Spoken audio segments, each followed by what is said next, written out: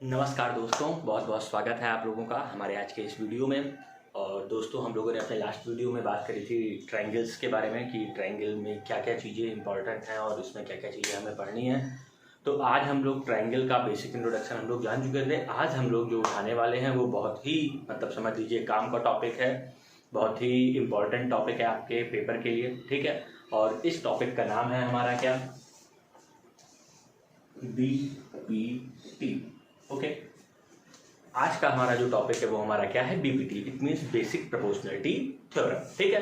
तो चलिए जल्दी से हम लोग समझते हैं कि बेसिक प्रोपोर्शनलिटी थ्योरम क्या होती है। देखिए, इस क्वेश्चन के बेस पे जो क्वेश्चन होते हैं, ठीक है, मतलब कि इस थ्योरम के बेस पे जो क्वेश्चन होते हैं वो तो पेपर में आते ही आते हैं, ठीक है। बट ये थ्योरम भी डायरेक्टली आ जाती है पेपर में प्रूफ करने के लिए, ठीक है। तो आपको इस बात का ध्यान रखना है कि कैसे हमें इस थ्योरम का प्रूफ करना है, ठीक है। ये थ्योरम क्या कहती है वो तो इम्पॉर्टेंट है ही है, साथ ही साथ इसका प्रूफ भी बहुत ज़्यादा इंपॉर्टेंट है, ठीक है। तो जल्दी से हम लोग इसको शुरू करते हैं और ख़त्म करते हैं, ठीक है। बट अगर जिन लोगों ने अभी तक वीडियो को लाइक, सब्सक्राइब, शेयर नहीं किया है तो उनसे अनुरोध है मेरा कि प्लीज़ हम लोगों को सपोर्ट करें और वीडियो को ज़्यादा से ज़्यादा लाइक, शेयर और सब्सक्राइब करें, जिससे कि और लोगों तक भी हमारी बात पहुंच सके, ठीक है। बहुत बहुत धन्यवाद। चलिए शुरू करते हैं। देखिए, BPT क्या कहती है, बेसिक प्रोपोर्शनलिटी थ्योरम हमारी क्या कहती है, ठीक है, कि अगर एक ट्रायंगल हमने लिया, ट्रायंगल हमने कौन सा ले लिया, ABC, एक ट्रायंगल हमने लिया और इस बेस के पैरेलल हमने क्या करा, एक लाइन खींच दी, ठीक है। इस लाइन का नाम कुछ रख दिया जाए, नाम हमने रख दिया दोस्तों D और E, ओके। और ये जो लाइन है कि इसके क्या है दोस्तों, पैरेलल है, ठीक है। अगर ऐसा होगा, अगर हम लोग किसी ट्रायंगल में किसी साइड के पैरेलल एक साइड बनाते हैं तो ये जो अदर टू साइड्स होती हैं वो divide in the equal ratio, okay. तो इसका आसान शब्दों में मतलब क्या होता है कि AD upon DB is equal to AE upon EC। It means ये जो लाइन होगी, ये जो बाकी दोनों साइड्स होती हैं इनको इक्वल रेशियो में क्या कर देती हैं, डिवाइड कर देती हैं, ठीक है। तो एक तरह से मुझे इस क्वेश्चन में क्या प्रूफ करना है कि AD upon DB is equal to AE upon EC। अगर बेस के पैरेलल हमने लाइन खींची है, J upon J is equal to AD upon EC, ठीक है। बता इसको इसलिए रहा हूँ ज़्यादा बार क्योंकि देखिए एक थ्योरम थी क्लास 9th में हम लोगों की, और वो थ्योरम थी हमारी मिड पॉइंट थ्योरम, ठीक है। तो मिड पॉइंट थ्योरम और इस थ्योरम में काफ़ी बार आदमी क्या हो जाता है, कंफ्यूज हो जाता है, ठीक है। तो कंफ्यूजन ना हो उसके लिए मैंने कहा कि इसको याद रखिएगा कि मिड पॉइंट थ्योरम हमारी अलग थी और BPT थ्योरम हमारी अलग है, ठीक है। तो चलिए देखते हैं कि अब इसको हम कैसे प्रूव करेंगे कि AD अपॉन DB हमारा इक्वल है किसके, AE अपॉन EC के, ठीक है।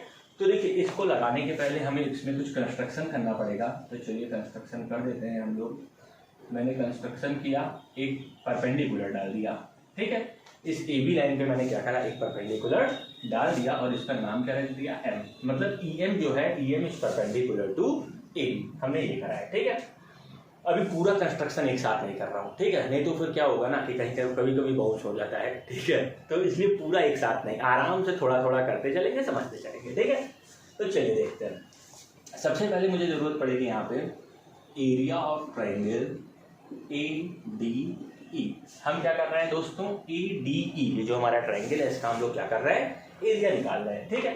अब एरिया ऑफ ट्रायंगल ADE हमारा होता है 1/2 बेस इंटू हाइट, ओके। किसी भी ट्रायंगल का एरिया होता है 1/2 बेस इंटू हाइट। अब देखिए ADE में बेस क्या है, ठीक है।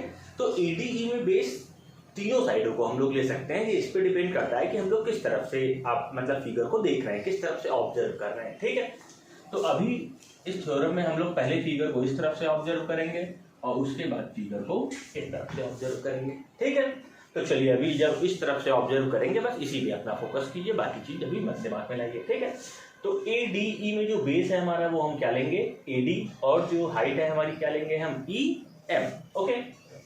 तो 1/2 इंटू बेस हमारा हो गया दोस्तों AD और हाइट हमारी हो गई क्या, EM, ओके। ये बेस हो गया, ये हाइट हो गई। अब हो सकता है तुम्हारे दिमाग में आ रहा हो कि यार ये DE बेस क्यों नहीं ले लिए। देखो, अगर ADE में तुम DE को बेस ले लोगे तो परपेंडिकुलर नहीं मिलेगा, ठीक है भाई। यहाँ A से कोई परपेंडिकुलर तो पड़ा नहीं है DE के ऊपर, तो प्रॉब्लम होगी। इसलिए मैंने यहाँ से एक परपेंडिकुलर डाल दिया था, तो ये बेस हो गया और ये हमारी क्या हो गई, हाइट हो गई। बाकी समझदार हो आप लोग, ठीक है, तो समझ गए होगे मेरे हिसाब से बात को। तो ये हमारा क्या निकला है दोस्तों, ट्रायंगल ADE का हमारा क्या आ गया, एरिया आ गया, ओके। अब हमको क्या करना है, एक और मैंने कंस्ट्रक्शन किया, मैंने B से E को ज्वाइन कर लिया, ओके, मैंने बी से ई को ज्वाइन कर लिया और अब हम ट्राइंगल कौन सा लेंगे, डी बी ई, ये वाला ट्राइंगल लेंगे।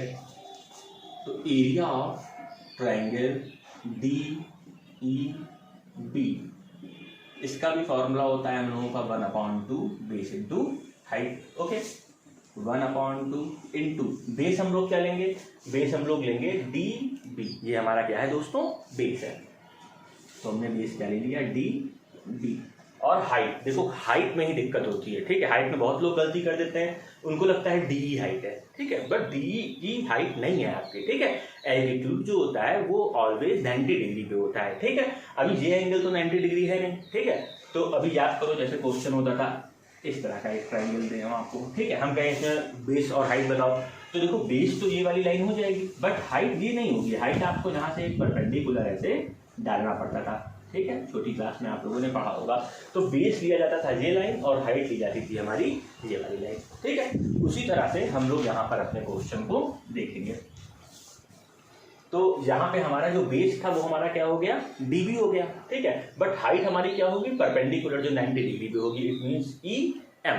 तो बेस हमारा हुआ डीबी और हाइट हमारी क्या हो गई, ई एम। ओके, तो ये हो गया डीबी और यहाँ पे हमारी हाइट क्या हो गई, ई एम। ओके, अब क्या किया जाए, इसे इक्वेशन 1 हम लोग कंसीडर कर लेते हैं, इसे 2 बाई 1 डिवाइडेड बाई 2। 1 को 2 से हम लोग क्या करने जा रहे हैं दोस्तों, डिवाइड करने जा रहे हैं, और कर दिया जाए। Area of triangle ADE upon area of triangle DEB is equal to 1/2 into AD into EM 1/2 into DB into EM। Okay, आर्ट ऐसा समझिए इसको आप, ठीक है, बस आपको लिखते जाना है, ठीक है। लिखना क्या है भाई, अगर आपने शुरू में सब कुछ सही लिखा है तो कोई बहुत ज़्यादा कठिन चीज़ नहीं है, ठीक है। उसको आप मन में समझ लो कि नहीं बहुत बड़ा हुआ है ये मैथ, ठीक है, तो अलग की बात है, बट ऐसा सही नहीं होता है, ठीक है। मैथ से ज़्यादा आसान चीज़ कोई नहीं होती है, ठीक है।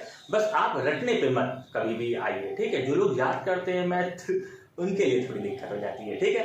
तो मेरा विश्वास रखिए, आप समझने पे जोर दीजिए, कठिन से कठिन क्वेश्चन होगा आप आराम से समझ लेंगे, कहीं कोई दिक्कत नहीं होगी, ठीक है। बाकी अगर आपका कोई क्वेश्चन है आप कमेंट में डालिए, बिल्कुल हम लोग बैठे हैं यहाँ बताने के लिए आपको। 1/2 से 1/2 कैंसिल हुआ, EM से EM कैंसिल हुआ, तो मेरा बचा क्या दोस्तों, AD/DB।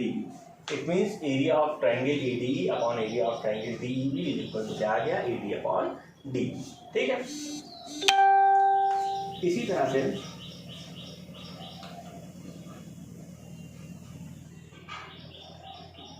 चलिए इसको एक स्टेप में और कर देता हूँ जिससे कि एकदम क्लियर हो जाए दिमाग में मामला।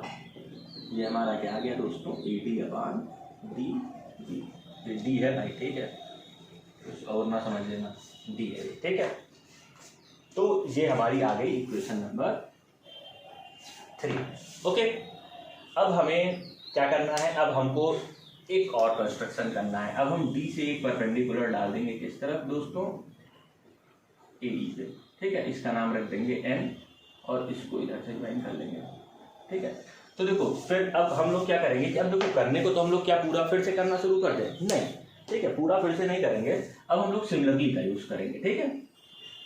और अगर आपको यहाँ तक बात समझ में आई है तो आगे भी आएगी 100%, कोई टेंशन लेने वाली बात नहीं है, ठीक है, आराम से आप कर सकते हो। अब क्या करूं,